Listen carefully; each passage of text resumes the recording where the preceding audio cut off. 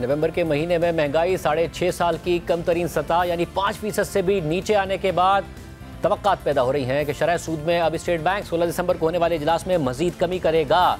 इसकी वजह से स्टॉक मार्केट में भी बहुत तेजी देखी जा रही है। क्या मामला है, बात करेंगे। मोहम्मद सुहेल साहब हमारे साथ बोल रहे हैं। सुहेल साहब बहुत शुक्रिया हमें ज्वाइन करने के। सुहेल साहब, क्या वाकई, क्योंकि पहले ये अंदाजा लगाया जा रहा था कि शायद जून 2025 तक 15% पे जाएगी शरह सूद, 15% पहले ही हो गई है और अब टारगेट किया जा रहा है कि शायद मजीद कमी होगी। महंगाई का शायद एनुअल टारगेट हुकूमत ने 12% किया था, वो बहुत कम आ गई है। बिल्कुल यही हो रहा है कि जो इन्फ्लेशन की रफ्तार है गिरने की, वो तवक्कुआत से बहुत ज़्यादा तेज़ है और जो फूड इन्फ्लेशन है उसने काफ़ी सपोर्ट किया है इन्फ्लेशन को। यही नहीं, बाकी जो इकोनॉमिक दूसरे इंडिकेटर्स हैं, चाहे वो एक्सपोर्ट्स है, चाहे वो जो दूसरे इंडिकेटर्स हैं जिसमें फॉरेन एक्सचेंज रिजर्व्स हैं, सब में बेहतरी तवक्कुआत से ज़्यादा हो रही है। इसीलिए जो मार्केट्स हैं, ना सिर्फ स्टॉक मार्केट बल्कि बॉन्ड मार्केट जो है वो भी बहुत रैली कर रही है।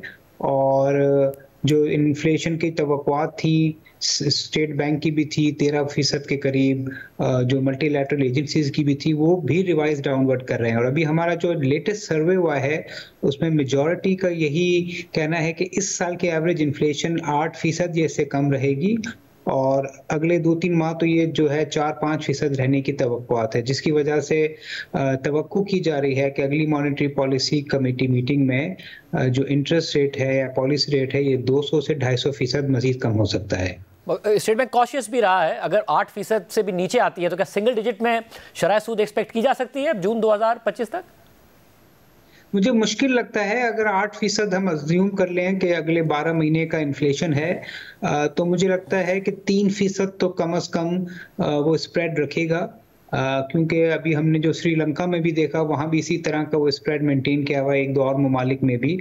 और पाकिस्तान का तजुर्बा IMF को भी है और पाकिस्तान के इकोनॉमिक मैनेजर्स को भी हो गया है कि बहुत ज़्यादा इंटरेस्ट रेट कम करने से, चूंकि हमारे रिजर्व पोजीशन इतनी अच्छी नहीं है, वो एक प्रेशर आ जाता है, बूम बस्ट साइकिल शुरू हो जाती है। तो मुझे लग रहा है कि कम से कम 3% अगर स्प्रेड रियल इंटरेस्ट रेट रखा जाए तो हम एक्सपेक्ट कर रहे हैं कि ये शरह सूद जो है पॉलिसी रेट अगले साल तक 11% तक जा सकता है। और उससे मार्केट मुसलसल बढ़ रही है, 1 लाख क्रॉस किया, उसके बाद भी तेजी है, 1,05,000 के पास पहुंच गई है मार्केट।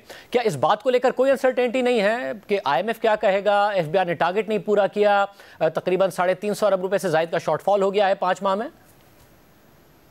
देखिए शारिक भाई, इसमें 2 चीजें हैं।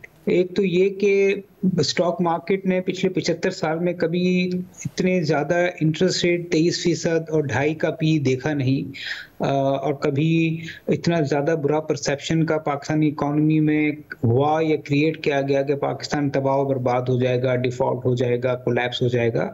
तो आई थिंक उसके बाद ये रिकवरी शायद एक्सपेक्टेड थी, क्योंकि तो तवक्कुआत के बरक्स चीज़ें हो रही हैं। इस वजह से भी शायद मार्केट ने परफॉर्म किया। और दूसरा, जो पॉलिटिकल स्टेबिलिटी का जो पाकिस्तान में रिस्क रहता था, वो भी काफ़ी हद तक इन्वेस्टर्स को कॉन्फिडेंट है कि वो पॉलिटिकल स्टेबिलिटी भी बरकरार रहेगी। इस वजह से शायद मार्केट के इन्वेस्टर्स बहुत कॉन्फिडेंट हैं कि इकोनॉमी जो है ग्रेजुअल रिकवरी की तरफ जा रही है, और उनको ये भी कॉन्फिडेंट है कि जो इकोनॉमिक मेजर लिए गए हैं वो IMF उसको इंडोर्स करेगा। और जो आपने रेवेन्यू का टारगेट कहा, देखिए ये भी थोड़ा सा परसेप्शन की बात है। IMF के जो क्वांटिटेटिव टारगेट्स हैं उसमें प्राइमरी सरप्लस का टारगेट है, रेवेन्यू का टारगेट नहीं है। और प्राइमरी सरप्लस बज़ाहिर लग रहा है कि पाकिस्तान अचीव कर लेगा।